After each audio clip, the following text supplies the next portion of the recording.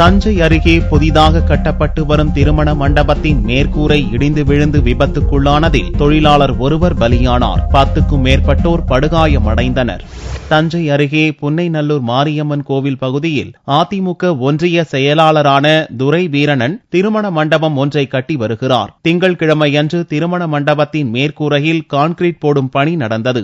அப்போது திடீரென்று மேற்கூரை இடிந்து விழுந்தது. இதில் இடிபாடுகளுக்குள் சிக்கி இளவரசன் என்பவர் உயிரிழந்தார். தொழிலாளர்கள் 16 பேர் காயமடைந்தனர். இதில் 4 பேருக்கு எலும்பு முறிவு ஏற்பட்டு தஞ்சை அரசு மருத்துவக் கல்லூரி மருத்துவமனையில் சிகிச்சைக்காக அனுமதிக்கப்பட்டனர். தகவல் அறிந்து மாவட்ட கலெக்டர் சுப்பையன் சம்பவ இடத்திற்கு வந்து பார்வையிட்டார். கட்டட விபத்து குறித்து விசாரணை நடத்தி அதற்கு காரணமானவர்கள் மீது உரிய நடவடிக்கை எடுக்கப்படும் என்று தெரிவித்தார்.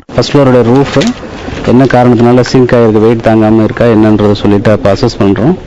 பண்ணிட்டு அதுக்கு தகுந்த மாதிரி அரசுக்கு அறிக்கை அனுப்புவோம். 3 பேருக்கு வந்து ஃப்ராக்சர்ஸ் இருக்கு, ஒருத்தர் இறந்திருக்காரு. மற்றவங்களுக்கு சின்ன சின்ன ப்ரூயிஷஸ் இருக்கு. மொத்தம் ஒரு 12 பேருக்கு இன்னும் ப்ரூயிஷஸ் இருக்கு. தனியார் திருமண மண்டபம் இடிந்து விழுந்து விபத்துக்குள்ளான சம்பவத்தால் புன்னைநல்லூர் பகுதியில் பரபரப்பு நிலவியது.